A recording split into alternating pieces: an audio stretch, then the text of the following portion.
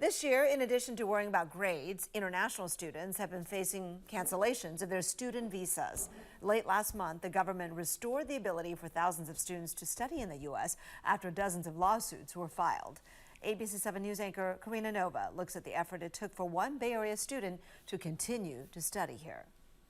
I felt helpless. In March of 2025, the Trump administration began quietly revoking thousands of student visas across the country, wreaking havoc on the system. That includes this Bay Area college student who agreed to speak with us, hiding his identity. I wanted to stay in the United States and get my degree. So what my advisors recommended is it's either I go back to home country or contact lawyers.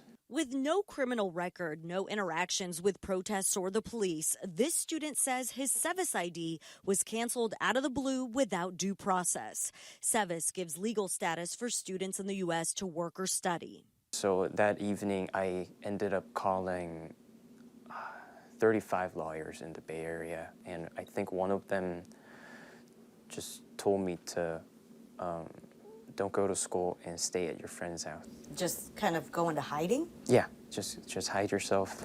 Johnny Sinotis is a Bay Area lawyer who represents this student and 19 others who have had their student visas or legal status revoked. Sinotis also represents Mahmoud Khalil, the Columbia University graduate student leader who was arrested by ICE agents without a warrant and is currently facing possible deportation.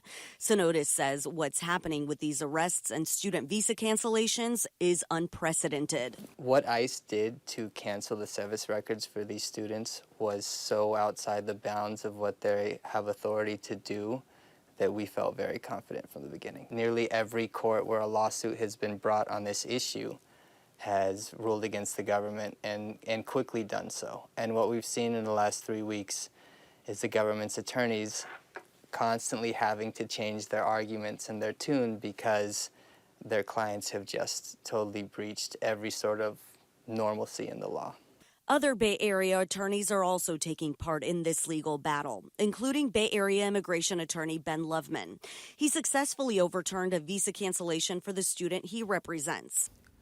First thing we did was we prepared a lawsuit and we sued the Department of Homeland Security. We sued United States Citizenship and Immigration Services. We said, look, there's a couple grounds that Congress has set out and said this is the reasons you can terminate someone's record in CVIS or the student status. None of those grounds exist here.